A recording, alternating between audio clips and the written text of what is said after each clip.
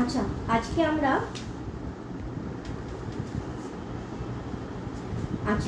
আমরা একটি খুব গুরুত্বপূর্ণ বিষয় নিয়ে আলোচনা করব। আমার কথা শোনা যাচ্ছে তো ভালো? ওকে ওকে ওকে ওকে।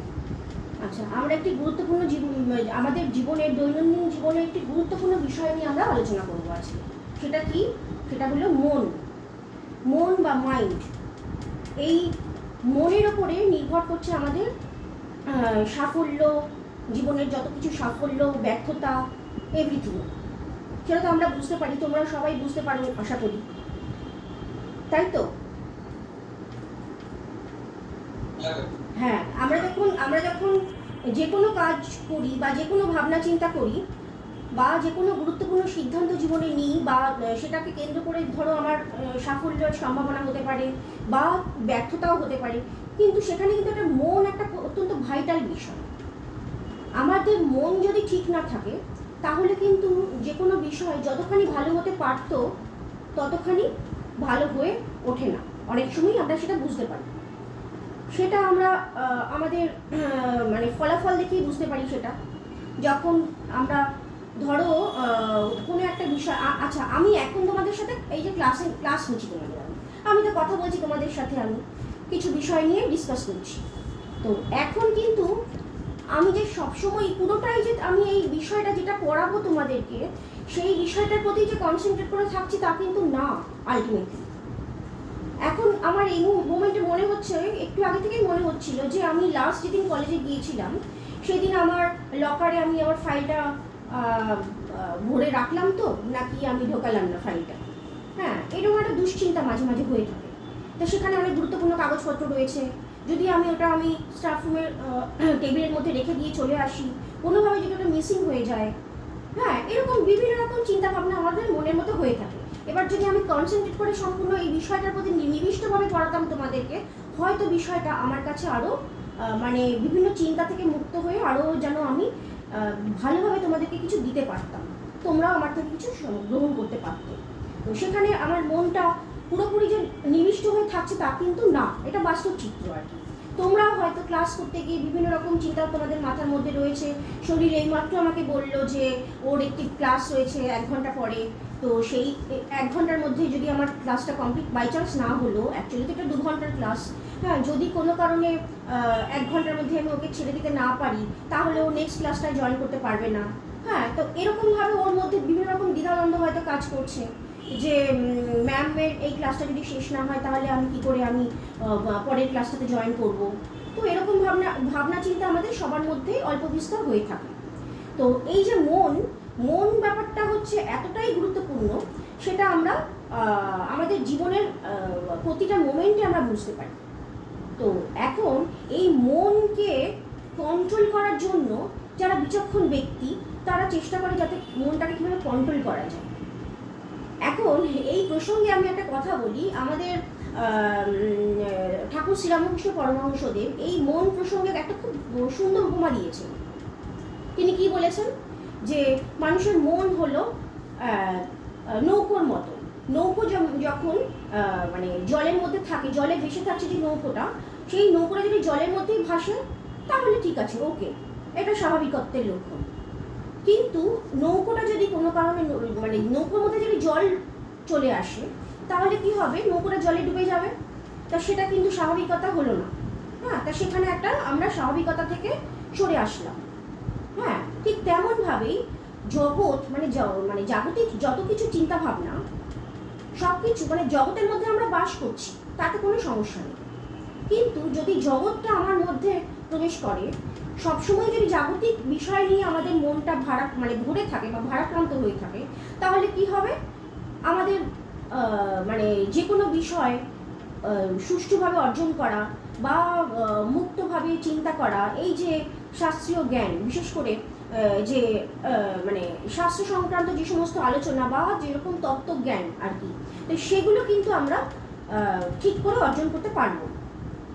তো সেটা কীরকম আরেকটু আলোচনা করলে আমরা বুঝতে পারবো, আর একটু এগিয়ে গেলে বুঝতে পারবো। এই বিষয়ে যখন মানে যারা বিচক্ষণ ব্যক্তি আমাদের সমাজের মধ্যে থেকেই যারা কিছু কিছু মানুষ থাকে তারা বিচক্ষণ ব্যক্তি, তারা কীভাবে যে মনটাকে কীভাবে কন্ট্রোল করা যায়, মনের মধ্যে কন্ট্রোলিং পাওয়ারটা কীভাবে ডেভেলপ করা যায় তার প্রচেষ্টা বা প্রয়াস করে যাওয়া। তো এই যে ব্যাপারটা কিছু কিছু মানুষের মধ্যে থাকে।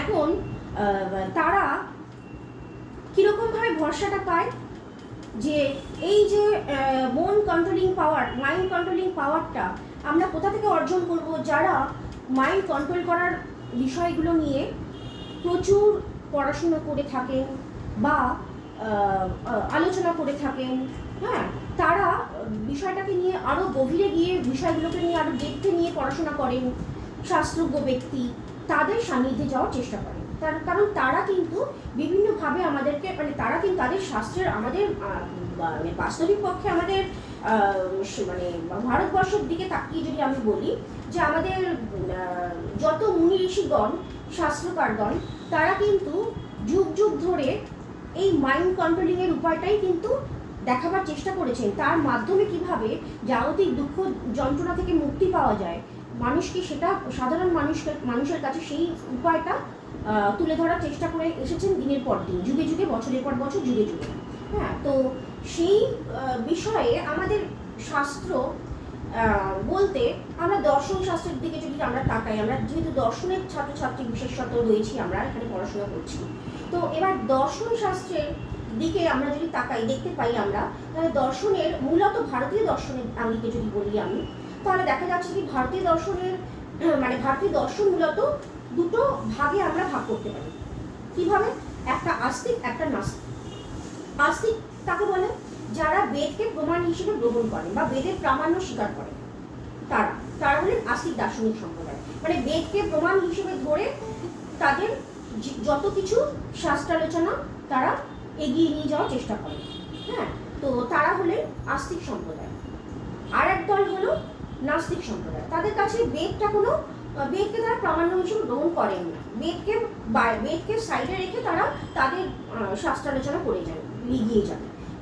তারা হলেন নাস্তিক সম্প্রদায়। এখন আস্তিক সম্প্রদায়ের মধ্যে আবার ছটা সম্প্রদায়, মূলত ছটা সম্প্রদায়ের কথা আমরা বলি, যাদের স্বরদর্শন বলা হয়। তারা কারা? ন্যায়, বৈশেষিক, সাংখ্য, যোগ, বেদান্ত, মীমাংসা। এরা হলো আস্তিক সম্প্রদায়। আরেক দল হলো নাস্তিক। তারা কারা? চার্বাক, বৌদ্ধ, জৈন। এখন আমরা আস্তিক সম্প্রদায়ের মধ্যে যারা সাংখ্য, যোগ, এদের অনুগামী হয়ে আমরা এখন আপাতত এই ক্লাসগুলো করছি আমরা। কারণ কি, এই মন কন্ট্রোল করার যে বা মাইন্ড কন্ট্রোলিং পাওয়ার ডেভেলপ করার উপায়টা আমাদের যোগ দর্শনের যিনি সূত্রকার মহর্ষি পতঞ্জলি, তিনি কিন্তু সেই উপায়ের কথা বলেছেন। হ্যাঁ, বল। বলছি যে আস্তিক সম্প্রদায় আর নাস্তিক সম্প্রদায়টা যেটা বললেন ওটা কিসের আন্ডারে বললেন একটু বলে দেবেন? এটা একটুখানি ভুলে গেলাম। হ্যাঁ, এটা ভারতীয় দার্শনিকদের মধ্যে দুটো সম্প্রদায়, মূল সম্প্রদায়। মানে ভারতীয় দর্শন বা ইন্ডিয়ান ফিলোসফি মূলত দুটো পার্ট, মানে আমরা দুটো ভাগে ভাগ করে নিই। কি? একটা হলো আস্তিক, যারা বেদকে প্রমাণ হিসেবে গ্রহণ করেন, হ্যাঁ, এই বেদকে একদম সুপ্রিম পাওয়ার হিসেবে ধরে রেখে তারা তাদের মানে শাস্ত্রের আলোচনা করে যান যুগে যুগে, তারা হলেন আস্তিক সম্প্রদায়। আর যারা উল্টো দিকে, যারা বেদকে প্রমাণ হিসেবে গ্রহণ করেন না, তারা তাদের মতন করে তাদের দর্শনটাকে চর্চা করার চেষ্টা করে আসছে যুগে যুগে, তারা হলেন নাস্তিক সম্প্রদায়। ক্লিয়ার চন্দ্রিমা? হ্যাঁ ম্যাম, বুঝতে পেরেছি। আচ্ছা, কোনো প্রবলেম থাকলে কিন্তু আমাকে অতি অবশ্যই বলবে। হ্যাঁ, একদম ঠিক আছে। আচ্ছা, ওকে, থ্যাংক ইউ। আচ্ছা, এখন আমরা এই যে আলোচনাটা করছি আমরা মূলত কিন্তু সাংখ্যযোগ বা পাতঞ্জল সম্প্রদায়কে কেন্দ্র করে। কারণ কি, আমরা জানি, এটুকু আমরা মোটামুটি একটা আইডিয়া আমাদের সবার মোটামুটি একটা হয়ে থাকবে, পড়াশোনা করতে করতে, দর্শন শাস্ত্র আলোচনা করতে করতে আমাদের একটা আইডিয়া হতে থাকবে। দেখবে তোমরা যে ভারতবর্ষে যত আস্তিক সম্প্রদায়, যারা আমি বললাম যে ছটি সম্প্রদায়, ন্যায়, বৈশেষিক, সাংখ্য, যোগ, মীমাংসা, বেদান্ত, এই স্বরদর্শন বা ছটি সম্প্রদায়ের মধ্যে যোগ দর্শন বা পাতঞ্জল দর্শন মূলত এই তত্ত্বজ্ঞান যে অর্জন করার যে উপায়ের কথা তারা কিন্তু বলেছেন। মানে তারা কিন্তু এই প্র্যাকটিক্যাল দিকটাকে ভীষণভাবে গুরুত্ব আরোপ করেছেন। তারা সাংখ্য, মানে যেই সম্প্রদায়ের কথা না বললে আমাদের মানে টোটাল বিষয়টাই আমাদের কাছে অসম্পূর্ণ থেকে যাবে, সেটা হলো সাংখ্য। আমাদের মূল আলোচ্য বিষয় হলো যোগ। হ্যাঁ, এখানে কি এখানে আমার আলোচ্য বিষয়, আমাদের যে টপিকটা, এই টপিকটাতে কি আছে, পতঞ্জলিস যোগাসূত্র। দেখবে টপিকটা, মেইন হেডিংটা আছে পতঞ্জলিস যোগাসূত্র। হ্যাঁ, মানে পতঞ্জলির যোগসূত্রকে কেন্দ্র করে যাবতীয় আলোচনা আমাদের মধ্যে এই ক্লাসের মধ্যে হবে আর কি। অ্যাকচুয়ালি পতঞ্জলির যে যোগসূত্র, সেখানে পতঞ্জলি, মহর্ষি পতঞ্জলি মানে যিনি যোগ দর্শনের প্রতিষ্ঠাতা বা প্রবর্তক বললে ভালো হয়। অ্যাকচুয়ালি শাস্ত্রকার বলতে আমরা, মানে সূত্রকার বলতে যারা বুঝি, যাদেরকে আমরা বুঝি, যেমন মহর্ষি পতঞ্জলি হলেন যোগ দর্শনের সূত্রকার। হ্যাঁ, ঠিক তেমনই সাংখ্য দর্শনের সূত্রকার হলেন মহর্ষি কপিল, ন্যায় দর্শনের সূত্রকার মহর্ষি গৌতম ইত্যাদি। এরকম প্রত্যেকটা দর্শন সম্প্রদায়ের মধ্যে একজন করে সূত্রকার আছে। সেখানে সূত্রকারদের কাজ কি, অ্যাকচুয়ালি তারা কিন্তু নতুন করে দর্শনটাকে মানে হঠাৎ করে মানে উদ্ভূত করে দেয়নি বা এস্টাবলিশ করেনি হঠাৎ করে। হ্যাঁ, শাস্ত্র তো যুগে যুগে হয়ে আসছে। এটা গুরু শিষ্য পরম্পরায় এই যে শাস্ত্র জ্ঞান, গুরু শিষ্যদের জ্ঞান দান করছেন, তার অর্জিত জ্ঞান দান করছেন, শিষ্যরা সেই অর্জিত মানে গুরুর দেওয়া দান যে বিদ্যা অর্জন করছে, সেই শিষ্য আবার পরবর্তীকালে তার শিষ্যদের যখন বিদ্যা দান করবে, তখন তিনি আবার গুরু হয়ে গেলেন। তার শিষ্যদের যখন বিদ্যা দান করছেন, তিনি তার শিষ্যদের বিদ্যা দান করছেন। সেটা কিন্তু মানে মাথার মধ্যেই থাকছে, তার স্মৃতির মধ্যে। কারণ কি, বহু বহু যুগ আগে, মানে শত সহস্র বা কয়েক হাজার বছর আগে কিন্তু আমরা যেরকম ভাবে খুব সহজে পড়াশোনা করার কতগুলো উপকরণ পাচ্ছি, খুব সহজবোধ্য, সেটা কি, খাতা, পেন্সিল, পেন ইত্যাদি। এই কাগজ কিন্তু তখন আবিষ্কৃত হয়নি, তোমরাও জানো, সেটা মোটামুটি ভাবে জানো। হ্যাঁ, তখন কিন্তু কাগজ আবিষ্কৃত হয়নি, পেন তো দূরের কথা, আরো পরের ব্যাপার। তো এত সহজে আমরা লেখা মানে বই পড়ে সেটা লিখতে পারছি, সেরকম সুযোগটা কিন্তু তখনকার যুগে ছিল না। তখন কাগজ আবিষ্কৃত হয়নি, তাতে কি হতো, কোথাও লিখে রাখার কোনো স্কোপ থাকতো না, মানে স্কোপটা অনেক কম থাকতো। কাগজ না থাকাতে তারা লিখে রাখতে পারতেন না, কিন্তু তাতে কি হতো, তাদের স্মৃতিশক্তিটা এতই উন্নত মানের ছিল যে স্মৃতিশক্তি মানে অতি উন্নত থাকার ফলে তারা স্মৃতিতেই ধারণ করে রাখতেন। যা অর্জন করতেন, গুরুর দেওয়া শিক্ষা যা তারা অর্জন করতেন, সেগুলো তারা কি করতেন, স্মৃতিতেই ধরে রাখতেন। এই ক্যাপাসিটি তাদের ছিল। আমরা সেটা তাদের সাথে। আমার একটা প্রশ্ন আছে। হ্যাঁ, বলো। এনারা সবাই কি শুধুমাত্র ভারতবর্ষে থাকতেন নাকি ভারতবর্ষের বাইরেও এনারা থাকতেন? ভারতবর্ষের বাইরেও ছিলেন না তা নয়, কিন্তু মানে ভারতীয় দর্শন যেহেতু অত্যন্ত প্রাচীন। হ্যাঁ, এবার প্রাচীনত্বের দিকে যদি আমি এখন ক্রোনোলজিক্যাল বিচার করতে যাই, তাহলে দেখা যাচ্ছে আমাদের ইন্ডিয়ান ফিলোসফি কিন্তু বহু বহু মানে কয়েক হাজার বছর আগে, হাজার বললেও কম বলা হবে, তারও আগে। হ্যাঁ, এবার সেখানে আমরা দেখি ওয়ার্ল্ড বেসিস ভাবলে তো অবশ্যই ফিলোসফার তো ছড়িয়েই রয়েছেন, কিন্তু কোথাও কিন্তু তখন সেরকমভাবে কিন্তু দেখবে মানে আরও বিভিন্নভাবে রিসার্চ করে দেখা যাবে, দেখবে ভবিষ্যতে যে কোথাও কিন্তু কাগজের প্রচলনটা অত তাড়াতাড়ি শুরু হয়ে যায়। এটা শুরু হতে কিন্তু অনেক সময় লেগেছে। মানে আমরা যেরকমভাবে ভাবছি পড়াশোনা করাটা খুব মানে একটা আরামদায়ক ব্যাপারই দাঁড়িয়ে গেছে আমাদের কাছে এখন একটা। দেখবে অন্যান্য কাজের থেকে কিন্তু পড়াশোনাটা করাটা কিন্তু মাথা খাটানোর বিষয়, কায়িক পরিশ্রমটা কম করতে হয়।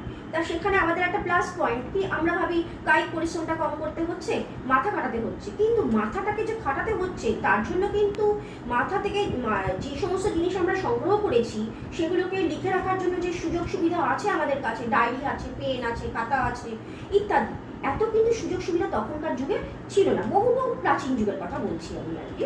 তো ওয়ার্ল্ড বেসিস বিচার করলে অবশ্যই সব জায়গাতেই কিন্তু এরকম মানে প্রতিকূল সিচুয়েশন কিন্তু বরাবর মানে ছিল, সেটা কিন্তু শুধুমাত্র ইন্ডিয়াতে না। তা ইন্ডিয়ান ফিলোসফির কথাটা আমি কেন বলছি, ইন্ডিয়াতে আমাদের মানে টপিকটা যেহেতু ইন্ডিয়ান ফিলোসফির বেসিস টপিক। হ্যাঁ, এবার তাতে কি হচ্ছে, আমরা ইন্ডিয়ান কালচারের দিক থেকে দেখতে গিয়ে আমরা দেখতে পাচ্ছি, মানে যদি ক্রোনোলজিক্যাল অর্ডারে বিচার করতে যাই বা দেখতে যাই পুরনো দিক থেকে, যে আমাদের এই যে বিশেষ করে আমরা যে বিষয়টা নিয়ে পড়াশোনা করছি এখন, পতঞ্জলির যোগাসূত্র, সেটা কিন্তু বহু যুগ আগের বিষয়। এটা কত যুগ আগের বিষয় সেটা আমাদের কল্পনাতীত বলতে পারবো। হ্যাঁ, কারণ কি, এটা মানে ওরকমভাবে হিসাব করতে বসে দেখা যাবে মানে সেই যুগে চলে যেতে হবে আমাদেরকে। প্রথম কথা হলো মানে যদি তুমি প্রাচ্য পাশ্চাত্য তুমি দুটো একসাথে কম্পারেটিভলি বিচার করো, দেখবে পাশ্চাত্য দর্শনেও প্রচুর প্রাচীনকালের প্রাচীন প্রাচীন দর্শন আছে। হ্যাঁ, গ্রিক রোমান, সেখান থেকে তো অবশ্যই প্রাচীনত্ব আমরা খুঁজে পাচ্ছি, কিন্তু তারাও কিন্তু পার্টিকুলার কাগজে লিখে রাখার কোনো সুযোগ পেতেন না। দেখবে তারা কিন্তু কোনো না কোনো পাথরের মধ্যে খোদাই করে রাখতেন, হ্যাঁ, গুহার মধ্যে খোদাই করা থাকতো। আমাদের ইন্ডিয়াতেও দেখতে পাই আমরা, কোথাও লেখার জায়গা নেই, তারা কিন্তু পাথরের মধ্যে খোদাই করে রাখতেন, গাছের পাতায় খোদাই করে রাখতেন, গাছের ছালের মধ্যে খোদাই করে রাখতেন। কিন্তু তুমি দেখো একটা জিনিস, এই যে খোদাই করে করে লেখা, একজন শিষ্য তার গুরুর থেকে যা বিদ্যা অর্জন করেছে, সেগুলো সেটা কিন্তু একদম একটা 1 ঘন্টা কিংবা 2 ঘন্টা ক্লাস নয়। তারা কিন্তু মানে গুরুর বাড়িতে গৃহে থেকে পড়াশোনা করতো, এবং তারা কিন্তু মানে গুরুর গৃহে বসবাস করে সেখানে থেকে বিদ্যা অর্জন করছেন। সেখানে কিন্তু সময়ের কোনো সীমাবদ্ধতা নেই, সময়, হ্যাঁ, অসীম সময়ে তারা ব্যয় করতেন। তারা ভাবতেনই না কোথায় সময় চলে যাচ্ছে তাদের পড়াশোনা করতে, কত কত জ্ঞান অর্জন করছেন, কত কত গ্যাদার করছেন, হ্যাঁ, স্মৃতিতে। সেটা কিন্তু আমরা মানে কল্পনা করতে পারবো, এরকম একটা ব্যাপার। তো এত এত অর্জিত জ্ঞান, সেটাকে লিখে রাখা, আমরা চটজলদি ধরো আমরা লিখে রাখছি। আমি যখন আমার স্যারদের বা ম্যামের কাছে ক্লাস করতাম, তখন কি করতাম, রানিং নোট নিয়ে নিতাম। তোমরাও হয়তো তাই করো, হ্যাঁ, ক্লাসে স্যার ম্যামরা যখন ক্লাস নেন, আমরা যখন তোমাদের ক্লাস নিই, তখন তোমরা রানিং নোট নিয়ে নেওয়ার সুযোগ থাকে তোমাদের। অনেকেই রানিং নোট নেয়, ভালো দেখতে পাই। তো এরকম এই সুযোগটা কিন্তু তখন ছিল না। তখন কি হতো, এত সহজে লিখে রাখার যেহেতু সুযোগ ছিল না, তখন কি করতেন তারা, ওরকমভাবে খোদাই করে রাখতেন। তো সেইটা কিন্তু অনেক সময়ের ব্যাপার। এত এত গ্যাদার করা জ্ঞান, সেটাকে খোদাই করাটা অনেক সময় সাপেক্ষ ব্যাপার। বুঝেছো? শরীর বুঝতে পারলে? আচ্ছা, যাই হোক, এখন এই যে আমরা কেন মাইন্ড কন্ট্রোলের উপায় হিসেবে আমরা কেন পতঞ্জলির যোগসূত্রটাকে গ্রহণ করলাম, কারণ মহর্ষি পতঞ্জলি হলেন এমন একজন ব্যক্তি, তিনি কি করেছেন, তার গুরুর থেকে অর্জিত শিক্ষা মানে যা অর্জন করেছেন, তিনি সেগুলোকে একটা সূত্রের আকারে লিপিবদ্ধ করে রেখেছেন। হ্যাঁ, এইভাবে অর্জিত জ্ঞান, প্রত্যেকটা শাস্ত্র সূত্রকাররা কিন্তু তাই করেছে। তাদের অর্জিত জ্ঞান মানে তাদের গুরু পরম্পরায় অর্জিত যে জ্ঞান ধারা, সেটাকে দেখা যাচ্ছে মানুষের ক্রমশ দিন যত এগোচ্ছে, তত দেখা যাচ্ছে মানুষের স্মৃতিশক্তিটা কিন্তু হ্রাস পাচ্ছে। এত স্মৃতিশক্তির অধিকারী কিন্তু আমরা নই, তার অনেক কারণ রয়েছে। হ্যাঁ, মানে পারিপার্শ্বিক কারণ রয়েছে, জীবনযাত্রার কারণ রয়েছে, অনেক কিছু আছে এর মধ্যে। তো সব মিলিয়ে কিন্তু পলিউশন তো রয়েছে, বিভিন্ন রকম কারণে এখন দিন যত এগোচ্ছে, তত কিন্তু সেই স্মৃতি ধারণের ক্ষমতা কিন্তু আমরা কিন্তু কল্পনা করতে পারবো না তখনকার যুগের কথা। তো যাই হোক, তো ক্রমশ তারা কিন্তু একটা জিনিস লক্ষ্য করলেন যে ক্রমশ মানুষ কিন্তু ধরে রাখতে পারছে না তাদের যা কিছু তারা মানে জ্ঞান অর্জন করছেন, সেটা ধরে রেখে দিয়ে পরবর্তী প্রজন্মের জন্য তারা রেখে যাবে, সেটা কিন্তু পারছে না। কারণ স্মৃতি ধারণ করার ক্ষমতা যেহেতু কমে যাচ্ছে, তখন তাদের মনে হলো কি কোথাও লিখে রাখতে হবে। এইরকমভাবে তারা গাছের পাতা, গাছের ছাল, পাথর ইত্যাদির মধ্যে কিছু লেখা খোদাই করে লিখে গেছেন। সেটা কিভাবে, তো এত এত লেখা যাবে না, তখন তো সহজ সংক্ষেপে লিখতে হবে, পয়েন্ট বাই পয়েন্ট। ধরো পয়েন্ট বাই পয়েন্ট লিখতে পরে আমরা নিজেরা পড়াশোনা করার সময় তোমরা দেখতে পারবে, যখন ধরো পরীক্ষা পরের দিন প্রচুর নোট মুখস্থ করতে হচ্ছে। এত মুখস্থ করতে করতে ধরো অনেক কিছু মুখস্থ করা আছে, এত আরো পড়াশোনা করতে গিয়ে অনেক কিছু ধরো ভুলে যাচ্ছ, তখন ধরো তোমরা পয়েন্ট বাই পয়েন্ট কোথাও লিখে রাখলে, সেই পয়েন্টগুলো যদি মনে রাখো, হ্যাঁ, পয়েন্ট বেস মনে রাখলে পরে কিন্তু পয়েন্টটা যদি তুমি রিমাইন্ড করো, তাহলে দেখবে কিন্তু গোটা বিষয়টা তোমার মনে পড়ে যাচ্ছে। এরকম তো হয়ে থাকে আমাদের, কি হয় তো না, কি বলো? হয়তো হয়, আমাদের সবারই হয়, এটা আমরা প্রত্যেকেই মানে ফিল করি এগুলো আমরা। তো এরকম হয়ে থাকে। তো এইরকম যখন সিচুয়েশন হয়, তখন পয়েন্টটা কিন্তু অত্যন্ত ইম্পর্টেন্ট ম্যাটার। তো তারা কিন্তু সেটা বুঝতে পারলেন, যখন বুঝলেন যে এত লিখে রাখা সম্ভব নয়, সেখানে আমাদের লেখার উপকরণ অত ভালো নয়, আমাদের কম সময়ের মধ্যে লিপিবদ্ধ করে রাখতে হবে, তখন তারা সংক্ষেপে একটা সূত্রের আকারে তারা লিখে রাখতেন। কি গাছের পাতা হোক, গাছের ছাল হোক, পাথর হোক, হ্যাঁ, এরকম জায়গায় সংক্ষেপে একটা লাইনের মধ্যে অনেক থিওরি নিহিত থাকতো। মানে একটা লাইন, একটা সেন্টেন্স, যা মনে হচ্ছে না একটা সেন্টেন্স বললাম, কেউ বললো কোনো কথা, সেই সেন্টেন্সের মধ্যে অনেক শব্দের সমাহার থাকছে। প্রত্যেকটা শব্দের মধ্যে আলাদা আলাদা থিওরি নিহিত আছে। এরকমভাবে মানে দর্শনের দিক থেকে আমি বলতে পারি, হ্যাঁ, যে একটা সেন্টেন্স, একটা সংস্কৃত সেন্টেন্স, ঠিক আছে, যেহেতু এটা ইন্ডিয়ান ফিলোসফি আমাদের বিষয়, ইন্ডিয়ান ফিলোসফাররা মূলত তো সব সংস্কৃতেই লিখতেন। অরিজিনাল টেক্সট তো আমরা বাংলা বা ইংলিশে পাই না, যেগুলো আমরা পড়াশোনা করছি পরবর্তীকালে বাংলা বা ইংলিশে, সেগুলো সব ট্রান্সলেটেড কপি। হ্যাঁ, অ্যাকচুয়ালি অরিজিনাল টেক্সট কিন্তু মূলত সংস্কৃত, যেহেতু ইন্ডিয়ান ফিলোসফি আমি যে বলছি আমি কথা। তো এখন সেই যে কাজগুলো তারা করে গেছেন, সূত্রকারদের কাজ কি, টোটাল যে বিষয় তারা যারা তাদের গুরুদের থেকে অর্জন করেছেন, অর্জিত বিষয়, সেটাকে পয়েন্ট বাই পয়েন্ট করে জট ডাউন করে গেছেন, যাতে এই পয়েন্টগুলো দেখে টোটাল থিওরিটা তারা রিমাইন্ড করতে পারে, বা সবাই ভবিষ্যতে যারা পড়াশোনা করবে তারা যাতে টোটাল বিষয়টাকে, সংক্ষিপ্ত বিষয়টাকে দেখে ওটাকে নিয়ে আরও অ্যানালিসিস করে, আরও ইন্টারপ্রিট করে বিষয়টাকে নিয়ে আরও এর ফিলোসফিক্যাল মিনিংটা বার করে নিতে পারবে। এইটুকু আশা নিয়ে তারা কিন্তু, এই সূত্রকাররা কিন্তু সূত্রগুলো একটা কোনো না কোনো জায়গায় সংঘবদ্ধ করে রাখার চেষ্টা করেছিল। সেটাই কিন্তু মূলত সূত্রকারদের কাজ হলো এটা। সূত্রকারদের কাজ হলো কম্পাইল করা। হ্যাঁ, তারা কিন্তু টোটাল জ্ঞানগুলো, অর্জিত জ্ঞান সম্ভার থেকে যা কিছু তারা তাদের গুরুদের থেকে অর্জন করেছেন, সেগুলোকে একটা জায়গায়, কোনো না কোনো জায়গাতে তারা জট ডাউন করে রেখেছে পয়েন্ট বাই পয়েন্ট। সেটাই হলো সূত্র। সেই সূত্রকারদের মধ্যে আমরা দেখি পাতঞ্জল দর্শনের সূত্রকার হলেন মহর্ষি পতঞ্জলি। হ্যাঁ, বা পাতঞ্জল দর্শনকে যোগ দর্শনও বলা হয়। আর সাংখ্য দর্শনের সূত্রকার হলেন মহর্ষি কপিল। এখন কপিলের কথা না বললে আমাদের বিষয়টা অসম্পূর্ণ থেকে যাবে, আমাদের আলোচ্য বিষয়টা। এই যে মাইন্ড কন্ট্রোলিং এর উপায়টা আমরা বলছি, আলোচ্য বিষয়টা, সেখানে সাংখ্য থিওরিটা আমি জাস্ট ছোট করে বলে দিচ্ছি তোমাদেরকে, তাহলে তোমরা এটাকে ধরে এগোতে পারবে আরো। এখন একটা জিনিস, হ্যাঁ বলো। হ্যাঁ ম্যাম, ওই যে দুটোতে জিনিস বলছেন না, যে যোগ দর্শনটা আরেকটা কি বলো, একটু বলে দেবেন আরেকবার? যোগ আর সাংখ্য, মানে যোগকে পাতঞ্জল দর্শনও বলা হয়। যোগ আর পাতঞ্জল ইকুয়াল। হ্যাঁ, মহর্ষি, এক্স্যাক্টলি, যেহেতু মহর্ষি পতঞ্জলি যোগ দর্শনের সূত্রকার, হ্যাঁ, মহর্ষি পতঞ্জলি যেহেতু যোগ দর্শনের সূত্রকার, তাই জন্য যোগ দর্শনকে পাতঞ্জল দর্শনও বলা হয়, আবার যোগ দর্শনও বলা হয়। ক্লিয়ার?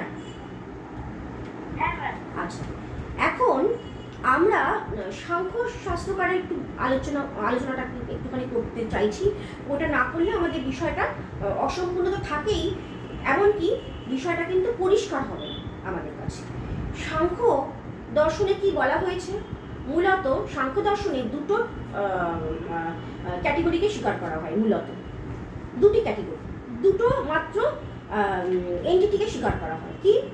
একটা হলো প্রকৃতি, হ্যাঁ, একটাকে প্রকৃতি বলা হচ্ছে, একটাকে পুরুষ বলা হচ্ছে। এবার প্রকৃতি পুরুষ বলতে কিন্তু বিষয়টা কিন্তু ওরকম নারী পুরুষের ব্যাপার নয়, কিন্তু একদম ভাববে না ওটা। হ্যাঁ, বিষয়টা কি, ওইটা নিয়ে অনেকে ভুল করে। হ্যাঁ, এটা নয়, কিন্তু বিষয়টা হচ্ছে আমরা নিজেরাই বোঝার চেষ্টা করো।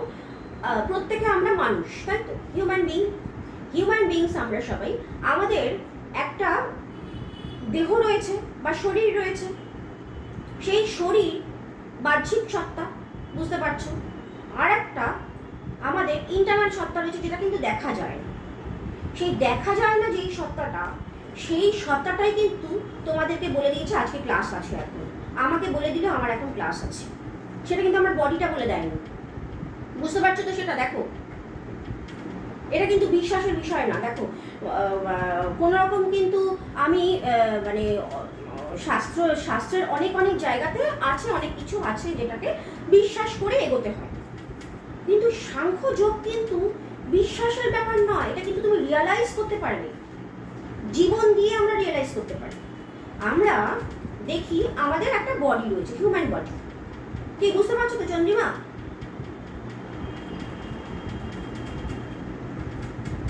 বোঝা যাচ্ছে?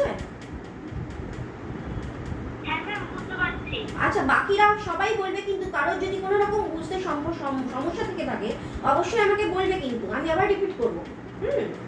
তা আমরা আমাদের যে একটা হিউম্যান বডি রয়েছে সেটা আমরা বুঝতে পারছি সবাই, ঠিক পারছি তো? মমিতা, বুঝতে পারছো তো? হ্যাঁ, তাহলে আমাদের একটা হিউম্যান বডি রয়েছে, আবার আমাদের ভাবনা চিন্তা হয়েছে যেখানে, সেটা কিন্তু আমরা দেখতে পাচ্ছি না, দেখা যাচ্ছে না। সেই ভাবনা চিন্তা যেখানে হয়েছে সেইটাকে, ওই যেটা অদেখা বিষয়, যেটা ইন্টারনাল এন্টিটি, সেটাই কিন্তু আমাদেরকে মনে করিয়ে দিয়েছে বা বলে দিয়েছে যে এখন আমাদের ক্লাস আছে এই 7টা থেকে, আমাদের সবাইকে একটা প্ল্যাটফর্মে গুগল মিটে জয়েন করতে হবে।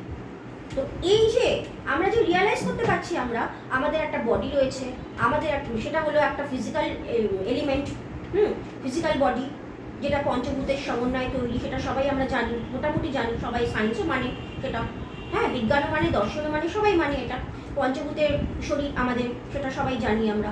আবার আমাদের একটা ইন্টারনাল সত্তা রয়েছে বা ইন্টারনাল এন্টিটি রয়েছে, ইন্টারনাল বিইং রয়েছে, হ্যাঁ, যেটাকে আমরা কনশাস বিইং বলতে পারি বা কনশাসনেস বলতে পারি বা চেতন সত্তা।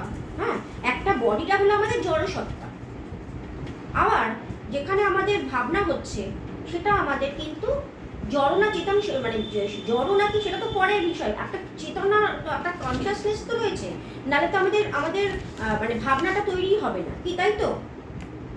শরীর, বুঝতে পারছো?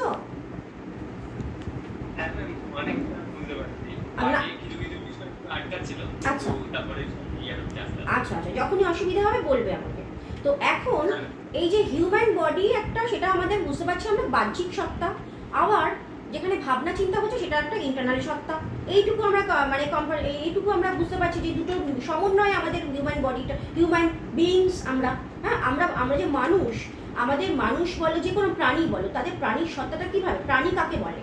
একটা বডি থাকে, যেটা ফিজিক্যাল বডি, যেটাকে দেখা যায়, হ্যাঁ, বা যেটা এক্সটার্নাল এন্টিটি, আবার সে তার চিন্তা ভাবনা ভেতরে হচ্ছে, সেই ভেতরটা কি, ভেতরটা কি দেখা যাবে খুলে যে ওখানে চিন্তা ভাবনা হচ্ছে? তা কিন্তু নয়। তাহলে ওটা কি কনসাসনেস একটা? তাহলে আমাদের একটা মানে একটা বাহ্য সত্তা থাকে, একটা আন্তঃসত্তা থাকে, বা বাহ্যিক সত্তা, একটা আভ্যন্তরীণ সত্তা। এটুকু আমরা বুঝতে পারছি, সবাই আমরা রিয়ালাইজ করতে পারি এগুলো। এই দুটো সত্তাকেই সাংখ্যশাস্ত্রকারগণ দুটো সত্তাকেই স্বীকার করেছেন, মূলত দুটো সত্তাকে স্বীকার করেছেন। এই দুটো সত্তার সমন্বয়ে সমগ্র জগতের অভিব্যক্তির কথা তারা বলেছেন সাংখ্যশাস্ত্রকাররা। এখানে দুটো সত্তা হলো, আমরা তাহলে কি বুঝলাম? দুটো সত্তা হলো একটা এক্সটার্নাল সত্তা বা বাহ্যিক সত্তা, যেটাকে সাংখ্যশাস্ত্রের পারিভাষিক টার্ম হিসেবে ব্যবহার করা হচ্ছে কি, প্রকৃতি। সেই প্রকৃতিতে জগৎটা সূক্ষ্ম অবস্থায় থাকছে, হ্যাঁ, তো সেটা হলো এই যে, সেটা আমি পরে আসছি একটু পরে। আর আরেকটা সত্তা কি, কনশাসনেস, যে ভাবে বা চিন্তা করে, যে চিন্তন ক্রিয়াটা কোথায় হয়, কনশাসনেসে, কনশাস বিইংয়ে হবে, বা চেতন সত্তার কাজ সেটা। তাহলে চৈতন্য বা চেতন সত্তা বা কনশাস বিইং, তাকে আমাদের সাংখ্যশাস্ত্রকাররা পারিভাষিকভাবে কি বলেছেন, পুরুষ নামে অভিহিত করেছেন। পুরুষ বা সোল বা সেলফ, যেটাই বলি না কেন আমরা, সেটা হলো পুরুষ শব্দের দ্বারা, পুরুষটাকে, এটা একটা টেকনিক্যাল টার্ম। আমাদের ইন্ডিয়ান ফিলোসফিতে অনেক টেকনিক্যাল টার্ম আছে। এই টেকনিক্যাল টার্মগুলো যদি আমরা না ক্লিয়ার হই, তাহলে আমাদের কাছে অনেক কিছু অপরিষ্কার থেকে যাবে। হ্যাঁ, আগে টেকনিক্যাল টার্মগুলোকে ক্লিয়ার করতে হয়, পরিষ্কার করতে হবে। সেখানে টেকনিক্যাল টার্মগুলো কি ইউজ করা হচ্ছে সাংখ্য দর্শনে, দুটো, একটা হলো প্রকৃতি, একটা হলো পুরুষ। প্রকৃতি হলো বাহ্য সত্তা, আর পুরুষটা হলো আভ্যন্তরীণ সত্তা। এইটুকু ক্লিয়ার হলো আমাদের। এখন এই প্রকৃতি আর পুরুষ, এরা আবার সম্পূর্ণ ভিন্ন ধর্মী সত্তা। কীরকম ভিন্ন ধর্মী সত্তা? প্রকৃতিটা আবার 3 রকম গুণের সমন্বয়ে তৈরি, সত্ত্ব, রজ, তম, 3 রকমের গুণ। আর পুরুষ বা কনশাস বিইং যেটা, বা কনশাসনেস, সেটা কিন্তু নির্গুণ সত্তা, সেটা কোনো গুণবিহীন সত্তা, কোনো গুণ নেই। তাহলে একটা মানে ত্রিগুণ সত্তা, মানে ত্রিগুণাত্মক সত্তা বা প্রকৃতি, সত্ত্ব, রজ, তম গুণাত্মক। আর একটা হলো নির্গুণাত্মক সত্তা বা পুরুষ। হ্যাঁ, তাহলে এই দুটো সত্তা সম্পূর্ণ ভিন্নধর্মী, অথচ তাদের সংস্পর্শে বা মিলনের ফলে সমগ্র জগতের অভিব্যক্তি হয়ে থাকে। এখন অভিব্যক্তি কথাটা কেন বলছি আমি, সেটা আসছি আমি। কারণ সাংখ্যশাস্ত্র কিন্তু বলে কোনো কিছু ধ্বংসপ্রাপ্ত হয় না। সেটা কেমন কথা? ধ্বংসপ্রাপ্ত হয় না বলতে কি বোঝাচ্ছে? কোনো কিছু যদি ধ্বংস হয়, তার মানে ওটা থেকে কি হয়? ধ্বংস হলে দুঃখ উৎপন্ন হয় আমাদের মনের মধ্যে। হ্যাঁ, কোনো একটা জিনিস ধ্বংস হয়ে গেল মানে ধ্বংস বা মৃত্যু, এই বিষয়টা কিন্তু সাংখ্যশাস্ত্রকারগণ স্বীকার করেন না। কারণ তাদের কাছে কিন্তু সূক্ষ্ম অবস্থা প্রাপ্ত হয় সব কিছু। যা কিছু জাগতিক বিষয় আমরা দেখতে পাচ্ছি, সেগুলো জগৎটা স্থূল জগৎ। আর সেই স্থূল জগৎ যখন লয় প্রাপ্ত হয়, তখন এই প্রকৃতিতে সূক্ষ্ম অবস্থায় বিরাজ করে। জগৎ স্থূল, আর প্রকৃতিতে সেই স্থূল জগৎ যখন ধ্বংসপ্রাপ্ত হয় বলে আমরা সাধারণ মানুষ বলি, বা কোনো কিছু মৃত্যু হয় বলে আমরা সাধারণ মানুষ বলি, সেই বিষয়গুলো আসলে ধ্বংসপ্রাপ্ত হয় না, সেটা সূক্ষ্ম হয়ে পৃথিবীতে প্রকৃতির মধ্যে বিরাজ করে। প্রকৃতির মধ্যে সূক্ষ্ম অবস্থায় বিরাজ করে ওই জগৎ। আবার প্রকৃতি যখন আমরা সৃষ্টি হয় বলছি, বা অভিব্যক্তি বলছি, বা স্থূল অবস্থা প্রাপ্ত হচ্ছে কোনো কিছু বলছি, বা জন্ম হচ্ছে বলছি, যখন আমরা আমাদের সাধারণ ভাষাতে, তখন কি হচ্ছে? ওই সূক্ষ্ম প্রকৃতি থেকে স্থূল রূপ, স্থূল আকৃতি প্রাপ্ত হচ্ছে। সেটা এগুলো জগৎ বা জাগতিক সব কিছু, ইনক্লুডিং আমাদের হিউম্যান বডি। ঠিক আছে? এখন এই যে থিওরিটা, এটা যদি আমরা মানে বুঝতে পারি, শুধু না রিয়ালাইজ করতে পারি এমনভাবে যে আমরা আত্মস্থ করে নিতে পারি জীবনের সাথে, তাহলে কিন্তু আমাদের দুঃখ আমাদের কোনোভাবে আক্রমণ করতে পারবে না। জাগতিক দুঃখ তো বুঝতেই পারি আমরা সবাই, জগতে যত না সুখ, আমরা একটা কোনো কিছু ভালো কিছু হলে পরে আমাদের যে সুখ অনুভূত হয় আমাদের ভেতরে, আবার কোনো কিছুর অভাব হলে পরে, কোনো কিছু আমরা আমরা কিছু যদি ধ্বংসপ্রাপ্ত হতে দেখি জীবনে, তাহলে আমাদের ঠিক তেমনভাবে দুঃখটা উৎপন্ন হয় ভেতরে, কিন্তু দুঃখটা কিন্তু অত্যন্ত অসহনীয় হয়ে থাকে। আনন্দে আমরা যত না উৎফুল্ল হয়ে থাকি, দুঃখে আমরা কিন্তু দুঃখটা আমাদের কাছে প্রচণ্ড অসহনীয় হয়ে থাকে। সেটা আমরা প্রত্যেকেই ফিল করে থাকি জীবনে।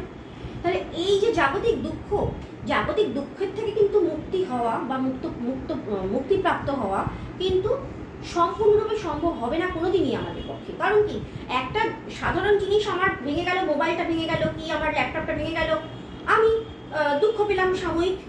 আবার যদি আমি ওটাকে রেনোভেট বা কিনে নেওয়ার ব্যবস্থা করতে পারি, সম্ভব হলো, তখন আবার মনের মধ্যে আবার সুখ তৈরি হবে। এরকম জীবনের প্রত্যেকটা বিষয় আমাদের জীবন থেকে যখন চলে যায়, তখন আমাদের কষ্ট হয় বা দুঃখ হয়। আবার যখন সেটা আমরা ফিরে পাই, তখন আমরা আনন্দপ্রাপ্ত হই জীবনে। এই যে ব্যাপারগুলো, আমাদের সুখ দুঃখের যে সংসার, জগৎ সংসার, সেই সুখ দুঃখের জগৎ সংসারের মধ্যে আমরা আবদ্ধ জীব আমরা। হ্যাঁ, তাহলে সুখ ক্ষণিকের, আবার দুঃখ, আবার সুখ, এইভাবে কিন্তু সুখ দুঃখ পরম্পরাক্রমে কিন্তু চলতেই থাকে প্রত্যেকের জীবনে। তো এই দুঃখ থেকে চিরতরে মুক্তি প্রাপ্ত হওয়া, সেটা কিন্তু একমাত্র সম্ভব যদি এই তত্ত্বজ্ঞানটা আমাদের মধ্যে আমরা আত্মস্থ করে নিতে পারি। এই যে সাংখ্য দার্শনিকরা যেটা বলছেন, ধ্বংস বলে কিছু হয় না, যা কিছু হয় সূক্ষ্ম অবস্থা প্রাপ্ত হয়। আবার জন্ম বা নতুন সৃষ্টি বলে কিছু হয় না, শুধুমাত্র সেই সূক্ষ্ম অবস্থার স্থূলতা প্রাপ্তি বা অভিব্যক্তি হয় মাত্র। এই যে থিওরিটা যদি আমরা বুঝে নিই বা আত্মস্থ করে নিই জীবনের সাথে, তাহলে কিন্তু আমাদেরকে দুঃখ কোনোভাবে ছুঁতে পারবে না। হ্যাঁ, তাহলে এই যে থিওরিটা, এইটুকু বুঝলে সবাই দেখো, এটা কিন্তু সাংখ্যকারদের যুক্তি, তাদের এস্টাবলিশ করা থিওরি। বলো এবার, যদি এইটুকু কোনো সমস্যা থাকে বলো আমাকে, তারপর আমি এগোবো। আবার কারো কোনো প্রবলেম আছে? ওকে, আচ্ছা, তাহলে আমি এগোচ্ছি। আপনি যেটুকুনি আজকে পড়াবেন, একটা রিকোয়েস্ট ছিল, যদি আপনি একটুখানি ইম্পর্টেন্ট কিছু শর্ট কোশ্চেন একটু আমাদেরকে দিতেন, কারণ আমরা তো ফিলোসফি স্টুডেন্ট না, তাহলে আপনার নোটস তাহলে দেখে। কোনো চিন্তা নেই, কোনো অসুবিধা নেই। তুমি মানে এক্সাম নিয়ে ভাবছো, এক্সাম নিয়ে একদম ভাববে না। জীবন থেকে টেনশন মুক্ত করো, কারণ মাইন্ড কন্ট্রোলিং পাওয়ার পড়ছো। আবার কিসের টেনশন? কোনো টেনশন নেই, একদম টেনশন করবে না। টেনশনটাকে একদম মুক্ত করে বসো, নইলে কিচ্ছু ঢুকবে না মাথায়। এই কঠিন থিওরিগুলো, মানে সাংখ্য দর্শনের যেসব থিওরি, দেখো সেইটুকু কোনো বোঝানোর সমস্যা হলো? দেখো এনি প্রবলেম থাকলে বলো, কিন্তু কোনো অসুবিধা নেই। বুঝতে কোনো problem আচ্ছা আচ্ছা, যারা ফিলোসফি তারা কেউ কথা বলছো না কেন? মৌমিতা, জ্যোতি, হ্যাঁ ম্যাম আছে। কিছু প্রশ্ন নেই তো? দেখো বুঝতে পারছো তো, ক্লিয়ার তো? হ্যাঁ ওকে হ্যাঁ ম্যাম বলতে পারো। ওকে ওকে। আচ্ছা আমি এবার এগোচ্ছি। হ্যাঁ, বিবেক বোধহয় বেরিয়ে গেল নাকি? মনে হচ্ছে বেরিয়ে গেল। যাক ঠিক আছে, পরে যোগাযোগ করবো। এখন সাংখ্য দর্শনের যে থিওরিটা, এটাকে আত্মস্থ করা কিন্তু জীবনে খুব কঠিন বিষয়, অত সহজ ব্যাপার নয়। এটা তত্ত্বজ্ঞান, এটা তত্ত্বজ্ঞান অর্জন করা মানে তত্ত্বজ্ঞানকে আমি জেনে নিলাম বিষয়টা, এই বিষয়, এটা একটা থিওরি, এটা জানাটা খুব সহজ, কিন্তু জেনে সেটাকে অ্যাপ্লাই করতে গেলে কিন্তু আত্মস্থ করতে হবে জীবনে। সেই আত্মস্থ করার জন্য কিন্তু আমাদের মাইন্ডটা, এই মন যেটা, এই যে মাইন্ড বা মন যেটা বলছি আমরা, যেটা কিন্তু অত্যন্ত চঞ্চল আসলে সবার ক্ষেত্রে। এই চঞ্চল মন, যেই মনের মধ্যে জাগতিক বিষয়ে প্রলেপ লেগে আছে, যে মনের মধ্যে সেই প্রলেপ লাগানো মনটা বা মাইন্ডটা কিন্তু এই থিওরিটা আত্মস্থ করতে পারবে না। থিওরিটাকে আত্মস্থ করতে গেলে কি করতে হবে? এই মাইন্ডটাকে সবার আগে মুক্ত করতে হবে বা মাইন্ডটাকে কন্ট্রোল করতে হবে। কিভাবে কন্ট্রোল করবো, এটাই তো প্রশ্ন। এখন এই মাইন্ড কন্ট্রোলিং পাওয়ারটা কিভাবে অ্যাপ্লাই করা যায় জীবনে, অ্যাপ্লাই করে অর্জন করতে হবে, সেই ওয়েটা কিন্তু বা পথটা কিন্তু আমাদের দেখিয়েছেন কে? মহর্ষি পতঞ্জলি, তার যোগসূত্র। যোগসূত্রের মধ্যে পতঞ্জলি কি দেখাতে চেয়েছেন? যে মনকে সবার আগে কন্ট্রোল করতে হবে। মন বা চিত্ত যেটাকে বলা হচ্ছে, আর একটা টেকনিক্যাল টার্ম, সেটা হলো চিত্ত। যদিও চিত্ত আর মন পুরোপুরি ইকুয়াল নয়, সেটার মধ্যে অনেক পার্থক্য রয়েছে, যেটা আমি আলোচনা করতে গিয়ে বুঝতে পারবে। এখন চিত্ত বা মন বলতে যেটা বুঝি আমরা সাধারণত, সেই চিত্তটা কিন্তু জাগতিক প্রলেপে মুড়ে রয়েছে। হ্যাঁ, চিত্তটা তো তাহলে জাগতিক প্রলেপ লাগানো, দুঃখ কষ্টের প্রলেপ লাগানো যে চিত্ত, সেই চিত্ত যদি প্রলেপটাকে সরিয়ে ফেলা যায়, চিত্তটাকে তাহলে মুক্ত করে ফেলা যায়, তাহলে কিন্তু এই কঠিন কঠিন থিওরিগুলো জীবনে অ্যাপ্লাই করার জন্য আমরা প্রয়াসী হতে পারি, এইটুকু বলতে পারি আমরা। হ্যাঁ, তো সেই ওয়েটা বা সেই উপায়টার কথা কিন্তু আমাদের মহর্ষি পতঞ্জলি দেখিয়েছেন। কিভাবে দেখিয়েছেন? এখন আমরা দেখি যে একটা জিনিস বুঝি যে এই যে চেতন সত্তা বলছি যেটা, সেটা কিন্তু বাস্তবিক পক্ষে কিন্তু দুঃখ ভোগ করে না আসলে। আমরা তো বলছি যে থিওরাইজ করতে গেলে দেখা যাচ্ছে যে থিওরিটা তো আমাদের জীবনের সাথে মিলছে না অনেক ক্ষেত্রে। কেন মিলছে না? দুঃখটা কোথায় হয় আলটিমেটলি? দুঃখটা কিন্তু আমাদের মনে হয়, আমাদের কনসিয়াসনেসের মধ্যে হয় না। আমি বলতে যে সত্তাটা বুঝি আমরা, আমার আমিটা কিন্তু আমার দেহ নয়। আমার আমিটা হলো আমার কনসিয়াসনেস কিন্তু কোনো রকমভাবে দুঃখ ভোগ করে না। কারণ আমি যে একটু আগে বললাম যে কনসিয়াসনেস সেটা কিন্তু ত্রিগুণাত্মক নয়, সেটা নির্গুণ সত্তা। যদি নির্গুণ সত্তা হয়, তাহলে এই সুখ দুঃখ উৎপাদনকারী যে তিনটে গুণ, সত্য রজ তম, সেগুলো যদি তার না থাকে বৈশিষ্ট্যের মধ্যে, তাহলে তো তার দুঃখও হয় না, সুখও হয় না। কনসিয়াসনেসের দুঃখ হয় না, সুখও হয় না। কনসিয়াসনেস তো আমার তো তাহলে সুখও নেই, দুঃখও নেই। সুখ দুঃখ মুক্ত আমি। বাস্তবিক পক্ষে আমার কনসিয়াসনেসটা কিন্তু সুখ দুঃখ মুক্ত। দুঃখটা কোথায় হয় তাহলে? আমার মনে হয়। মনটা কিন্তু আলটিমেটলি প্রকৃতি থেকে, ওই যে বললাম প্রকৃতি, হ্যাঁ, বা যেটা বাহ্যিক সত্তা, সেই সূক্ষ্ম প্রকৃতি, সেই প্রকৃতির মধ্যে আমাদের দেহ বা জাগতিক সব কিছু, গোটা জগৎটা সূক্ষ্ম অবস্থা প্রাপ্ত হয়ে রয়েছে। সেই প্রকৃতি থেকে নিঃসৃত একটা পদার্থ হলো মন বা চিত্ত। হ্যাঁ, এখন চিত্ত বা মনটা যদি প্রকৃতি থেকে নিঃসৃত পদার্থ হয়, সেই কারণেই প্রকৃতি যেহেতু ত্রিগুণাত্মক বা সত্য রজ তম তিনটে গুণের সমন্বয়ে তৈরি, সেই তিনটে গুণের সমন্বয় থাকাতে প্রকৃতি থেকে নিঃসৃত যে মন বা চিত্ত, তার তো সুখ দুঃখ মোহ হবেই। এই সুখ দুঃখ মোহ উৎপাদনকারী গুণগুলো ওই মন বা চিত্তের মধ্যে রয়েছে। সেই কারণে আমি বলতে যে আমার চিত্তটা নয়, আমার চিত্ত আমার মন বলছি, কিন্তু আমিটা হচ্ছি চৈতন্য বা চেতন সত্তা বা কনসিয়াসনেস। আমি সেই আমার তো দুঃখ হচ্ছে না আলটিমেটলি। তাহলে দুঃখটা হচ্ছে কার? ওই চিত্তের হচ্ছে। কেন হচ্ছে দুঃখটা? চিত্তটা নিজেকে ভাবছে মানে আমি আমার যে কনসিয়াসনেসটা সেটা কিন্তু কখনো ভেবে ফেলছে মানে চিত্তের মধ্যে যে ভাবগুলো রয়েছে, মন, বুদ্ধি, অহংকার, সবার আগে বুদ্ধি বা মহৎ, সেটা সবার আগে আসছে নিশ্চিত। মন, বুদ্ধি, অহংকার মিলে, সবটা মিলে, তিনটেকে মিলে একত্রে বলা হচ্ছে চিত্ত। প্রকৃতি আর পুরুষের সংমিশ্রণের ফলে প্রথম উৎপাদনকারী পদার্থ হলো মহৎ বা বুদ্ধি। তার থেকে আসছে কে? অহংকার। হ্যাঁ, তারপরে আসছে মন। এইভাবে যে মন, বুদ্ধি, অহংকার, হ্যাঁ, চিত্ত থেকে মানে প্রকৃতি থেকে নিঃসৃত প্রথম পদার্থ মহৎ বা বুদ্ধি। তারপরে কি তোমার বুদ্ধি, মন, অহংকার বা আমিত্ববোধ, এইগুলো সবগুলোকে একত্রে বলা হচ্ছে অন্তঃকরণ, বা যেটা হচ্ছে আমাদের ভিতরে থাকছে, আমরা দেখতে পাচ্ছি। যেই অন্তঃকরণের কোনো একটা অংশ আমাদের বলে দিল আজকে ক্লাস আছে, হ্যাঁ, সবাইকে বলে দিল, এই যে ব্যাপারটা, তাহলে এই যে চিন্তা ভাবনাটা কোথায় হচ্ছে?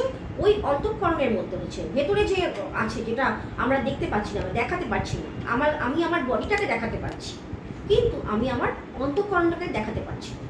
সেই অন্তঃকরণ আবার ওই প্রকৃতি থেকে নিঃসৃত একটা পদার্থ। হ্যাঁ, প্রকৃতি থেকে নিঃসৃত একটা সত্তা।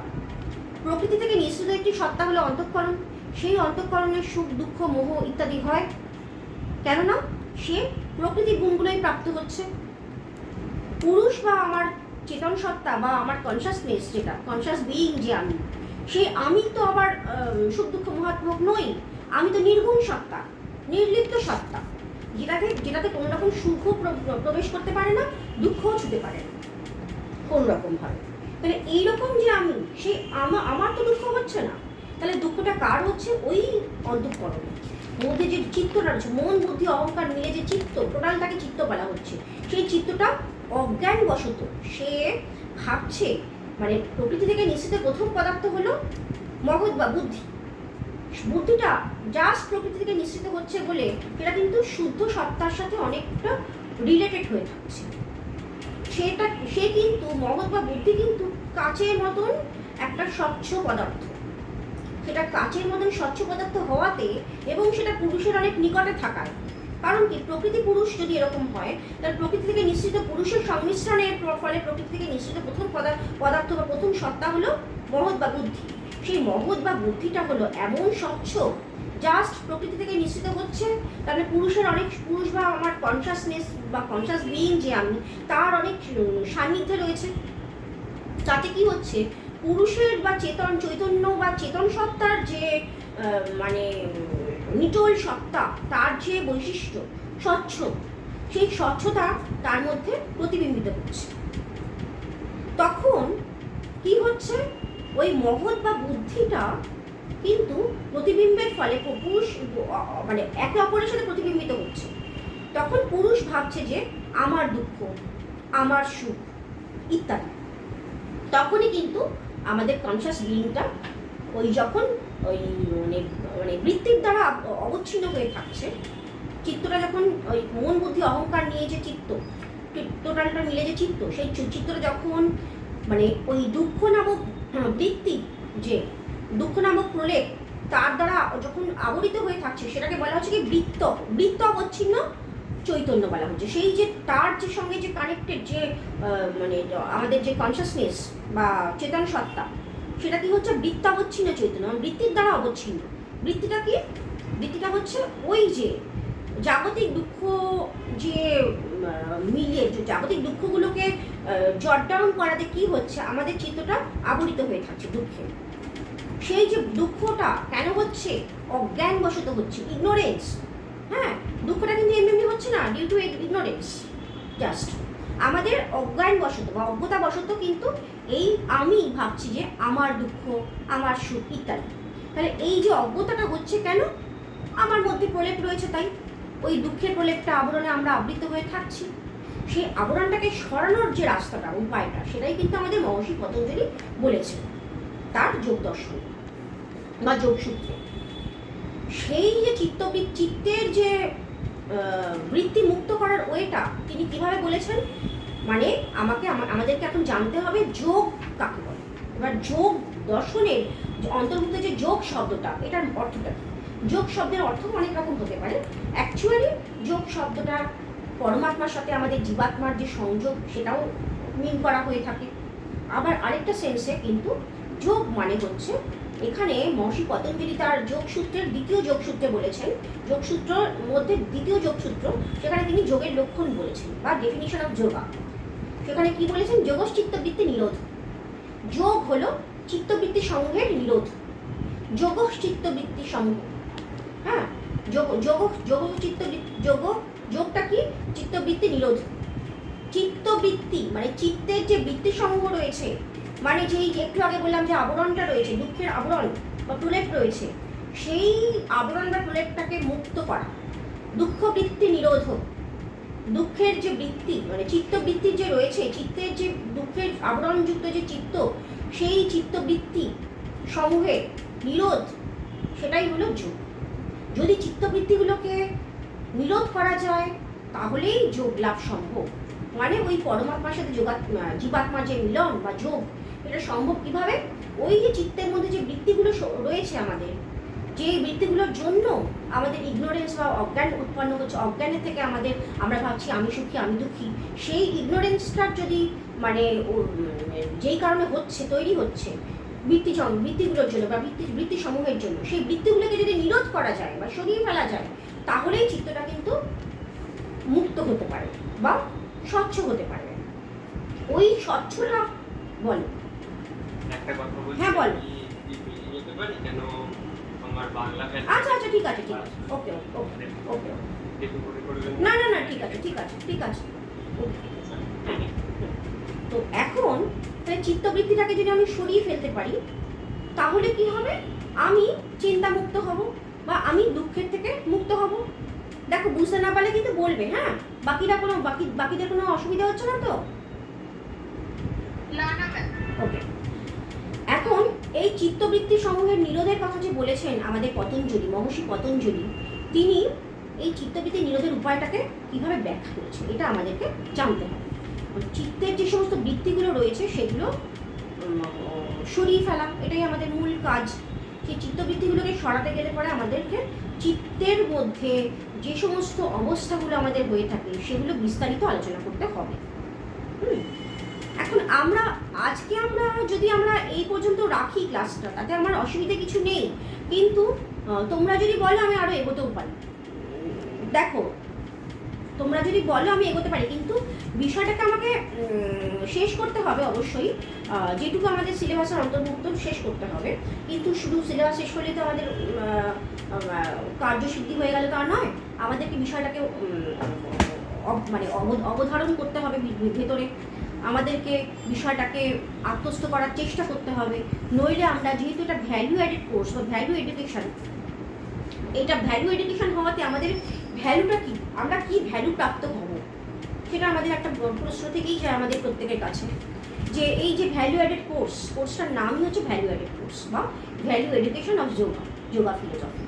তাহলে ভ্যালু এডুকেশন বলতে বা মূল্য দর্শন, আমরা যোগ দর্শন থেকে কি মূল্য আমাদের পেলাম আমরা জীবনে, সেটা একটা খুব অত্যন্ত ভাইটাল বলেই আমার মনে হয়, বা তোমাদেরও আশা করি মনে হচ্ছে।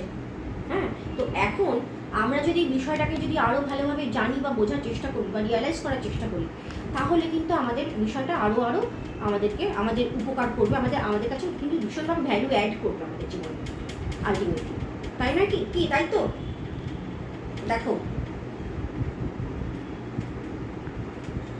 দেখো আমাদের জীবনে ভ্যালু অ্যাড করবে কি আমাদের যোগশাস্ত্র? বলো, তোমরা বলো। হ্যাঁ ম্যাম, অবশ্যই যোগশাস্ত্র আমাদের জীবনে একটা তো মানে ভ্যালু তো আছে, আমাদের লাইফেও একটা খুব বড় পার্ট। আচ্ছা, আর বাকিদের?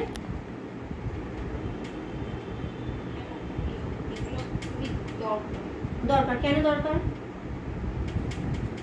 সেলফ ইমপ্রুভমেন্টের জন্য দরকার। একদম তাই, সেলফ ইমপ্রুভমেন্ট মানে আমাদের আত্মসচেতনতা, মূলত আত্মসচেতনতা।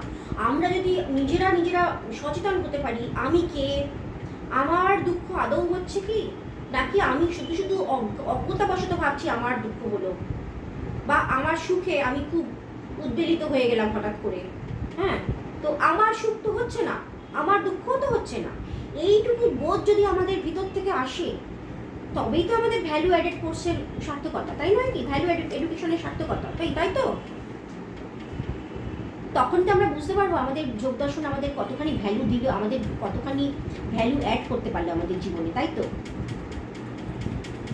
আচ্ছা, ঠিক আছে, আমি তাহলে আজকে আর তোমাদেরকে আমি বিষয়টার মধ্যে আর আমি দীর্ঘায়িত করব না। আমি এই কারণে বলছি, বিষয়টাকে একটু রিয়ালাইজ করতে তোমরা। আমরা নেক্সট ক্লাসে আরও এগিয়ে যাবো আমরা বিষয়টা নিয়ে। তাহলে আমাদের কি হবে, টোটাল বিষয়টার যে সিরিজ, হ্যাঁ, সিরিজ অফ লেকচার, তার থেকে তোমরা কতখানি ভ্যালু জীবনে অ্যাড করতে পারলে সেটা তোমরা আমাকে, টোটাল সিরিজটা কমপ্লিট যখন হয়ে যাবে আমাদের ক্লাসগুলো, আমাদের নেক্সট ক্লাসগুলো, টোটাল যে সিরিজটা কমপ্লিট হবে, তখন তোমরা আমাকে বলবে কতখানি ভ্যালু তোমাদের অ্যাড হতে পারলো তোমাদের জীবনে, বা আমাদের জীবনে আমরা কতখানি ভ্যালুকে অ্যাড করতে পারলাম, কি তাই তো? আজকে তাহলে আমরা এখানেই শেষ করছি, ওকে? আচ্ছা ম্যাম, অ্যাটেন্ডেন্সটা কোথায় দেবো? আচ্ছা, অ্যাটেন্ডেন্স কোথায় দেবে বলতে আমি বলছি, একটা তোমরা একটু ওয়েট করো, একটা স্ক্রিনশট একটা তুলে নিও, হ্যাঁ? এবার এটা তুলে নিয়ে আবার কলেজে গিয়ে না একটু সাইন করতে হবে, তখন তোমাদের বলবো আমি, হ্যাঁ? তোমাদের যাদের দিয়ে রাখবো? হ্যাঁ হ্যাঁ ইনকল মেসেজে কি দিয়ে দেবো? হ্যাঁ হ্যাঁ দিয়ে রাখো, তুমিও দিয়ে রাখো, আমি একটা দিয়ে রাখছি, তুমিও দিয়ে রাখো। মানে ওটাতে স্ক্রিনশট মেরে গ্রুপে পাঠিয়ে দেবো? একদম একদম, খুব খুব ভালো হয় তাহলে। হ্যাঁ, সবাইকে নিয়ে একটা স্ক্রিনশট তুলে নাও, ওকে।